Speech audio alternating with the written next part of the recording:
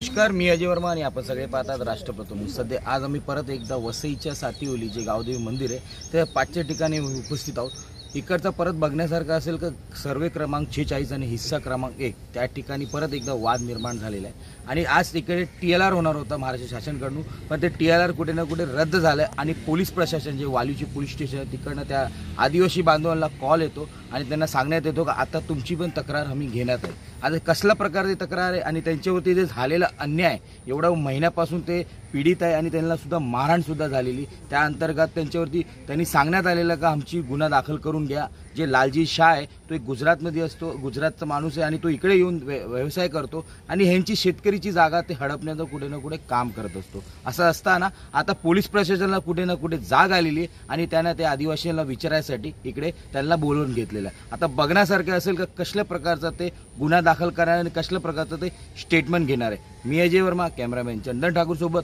वसई विरार।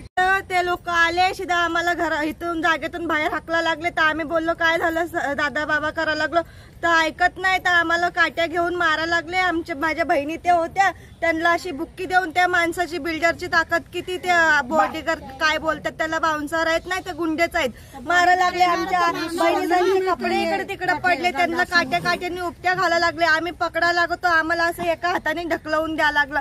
त्यानंतर पण आम्ही पोलिसांकडे गेलो, त्यानंतर पोलिसांनी आमची दाद पण नाही घेतली। की आम्हाला इतकंच विचारायचं आहे की आम्ही गरीब असून साहेबांकडे जातो पण साहेब आमची दाद घेत नाही। ते शेट आहे तिथलं बसल्या बसल्या फोन करतो, तो शेट पोलिसाला फोन करून ते काय माहित काय सांगतंय काय नाही, पोलिस त्याच ऐकतात। त्याच्याकडे पैसा आहे, आमच्याकडे पैसा नाही। आम्ही कारवाईचं करायला सांगितलं तर त्याच्यावर काहीच कारवाई होत नाही। आमची तीच विनंती आहे तुमच्याकडून पण दादांना, आम्ही पहिले पण तुम्हाला सांगितलं की आम्हाला खूप मारहाण झाले, तुम्हीच आमच्यासाठी मायबाप करून धावत आलात पण पोलिस आमची काय दाद घेत नाहीत। त्या पोलिसांना माझी इतकीच विनंती आहे की त्यांच्यावर पण कारवाई करावी आणि त्यांनी काय गुन्हा केलाय ते करावं। आमचा काय गुन्हा असेल तर आम्ही कोर्टामध्ये सत करू ना, त्याचं काय गुन्हा आहे तर तुम्ही त्याला विचारा पहिले का बाया माणसावर हात उचलतो। आम्हाला काय कमी जास्त झालं असं तर आमची भरपाई कोण दिली असती। एक तर माझ्या बहिणी आहेत त्यांचे नवरे पण नाहीत दोघी तिघींचे, ते आता बारके लेकरांना पोचतात, कमी जास्त खाली दगड लागला कधी काय लागलं जीव गेला तर त्या लहान लेकरांना कोण सांभाळेल साहेब। हो, मारलं गेलं त्या टायमाला आम्ही चौकीला गेलो, त्या टायमाला आमची काही केस दाखल केली नाही आणि आज TLR साठी ते लोक येणार होते आणि अचानक ते लोकांनी TLR कॅन्सल केलं आणि सांगतात का चौकीला या, तुमचं आम्हाला म्हणणे ऐकायचं। तर एवढा उशीर का होतोय यांना आमचं म्हणणे ऐकायला? की जेव्हा आम्हाला मारलं गेलं, आमच्या देवस्थानांचे बॅनर फाडले गेले, तरी पण आम्हाला भरपूर मारलं गेलं तरी पण ते लोकांशी काही केलं नाही। आम्हाला प्रशासनासाठी एवढीच विनंती आहे की त्यांच्यावरती अट्रॉसिटी दाखल करावी। धमकी देतो, ही माझी बापाची जमीन, माझ्या जमिनीवर माझे नातू उभा आहेत, माझ्या नातूच्या पोरी उभ्या आहेत, लेकी माझ्या उभ्या आहेत।